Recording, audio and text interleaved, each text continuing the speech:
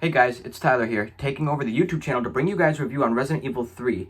You might have recognized me from previous videos here on the channel, such as many of our Golden Age of Gaming podcasts, our Star Wars Revisited videos, and my first visual appearance on our Halloween special.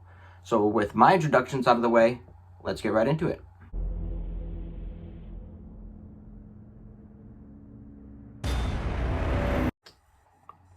Resident Evil 3 2020 is a remaster of its counterpart Resident Evil 3 Nemesis from 1999 and was developed by Capcom.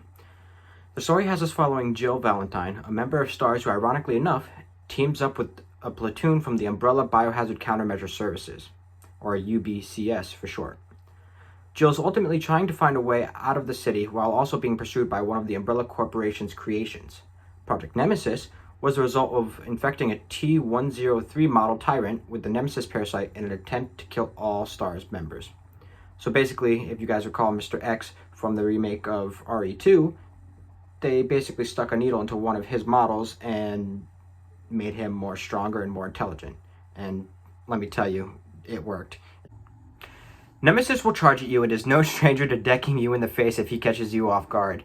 When you do get past him, if you do, and you start to feel a sense of security, Nemesis will either jump 20 feet in the air and cut you off your main path, or if you are in range, he will send out what is essentially an infected tendril and will drag you towards him.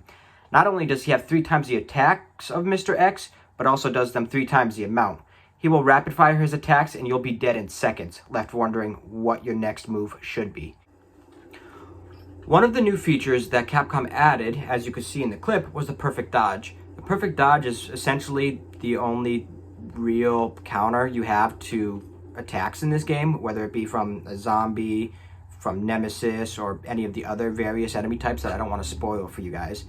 Carlos, who is a member of the UBCS, who you also play as in the story, in between Jill's storyline, has a punch that will stun enemies, and let me tell you, if there's nothing more satisfying than punching some of the bigger enemy types on their asses. With the overall plot of the game out of the way, I want to key in on some of my personal pros and cons. The way I see Resident Evil 3 in most people's eyes is a hit or miss, so to speak. To start off, the main campaign took me roughly 4 to 4.5 hours to complete, which is very short compared to last year's Resident Evil 2 remake. My only other complaint, being a fan of the past Resident Evil games and other games like Tomb Raider, was the lack of puzzles. Resident Evil 2 had all kinds of puzzles, between the statues in the Raccoon City Police Department, the lab puzzles with like the Tetris block designs, then there was the test tube puzzle, and the list goes on. Resident Evil 3, if I remember correctly, has a whopping 3 puzzles, which require next to no brain power to complete. Those were the only factors that really bothered me in the game. That being said, moving on to some of my pros, basically everything else is a pro. The sound design, the enemy types were great. The story, even though it was short, was great. The environment, the graphics, especially facial features. In my opinion, Capcom nailed facial features in this game. If you guys remember last year's remake of Resident Evil 2, Claire's face, not that it was a bad thing, but was a little bit on the wonky side. There was something that didn't look right. But now with Resident Evil 3, I feel like we are up to par with, what video game faces should look like present day. And it kind of reminds me of, the quality of games like Tomb Raider. After you complete the game for your first time, you unlock the shop, where you can purchase upgrades like inventory space early on, or guns with infinite ammo to make your next playthroughs even more fun. The way you earn points is by completing in-game challenges, such as, finding all the collectibles, getting kills with certain weapons, beating the game on higher difficulties, and even speedrunning the game. I personally just grinded out the in-game challenges myself, and I bought myself the unlimited rocket launcher. And with the unlimited rocket launcher, I decided to do a speedrun on the hardcore difficulty, and I got a final time of like 1 hour and 14 minutes, which I was surprised, but then again, it's an unlimited rocket launcher, so, it's kind of to be expected. But because I did it on the hardcore difficulty, I unlocked the Nightmare difficulty, which I have yet to play, and I can't wait. It's supposed to change, the spawns of everything and make everything basically just hit harder.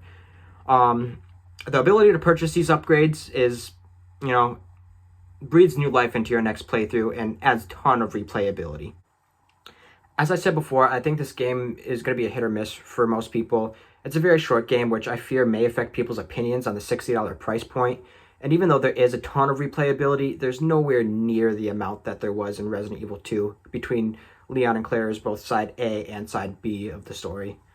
Like I said, for me personally, I don't mind that the game was short. The way I see it, they have more time to work on their next installment, which is hopefully Resident Evil 8. I also believe that Capcom knew that this game was going to be short, and that's why they decided to work on that 4v1 Survivor multiplayer game, which I haven't played yet, so I can't really speak for that. Overall, I would give this game, based off our new reviews, worth a buy. The amount of fun and replayability I got as a fan of the Resident Evil series was more than enough for me to buy the game and play it. If you're one of those people who think, this price point is simply not right for you, which is totally understandable, I would just wait for it to go on sale. I just want to thank you guys so much for watching this review of Resident Evil 3, and stay tuned for future game and movie reviews. If you guys could leave a like or subscribe, it would be much appreciated, but also know that it is not necessary. Leave a comment down below. Did you guys like this remake, and was it worth the price point for you? That being said, if I didn't mess things up too badly, you might see me in more reviews. Bye, guys.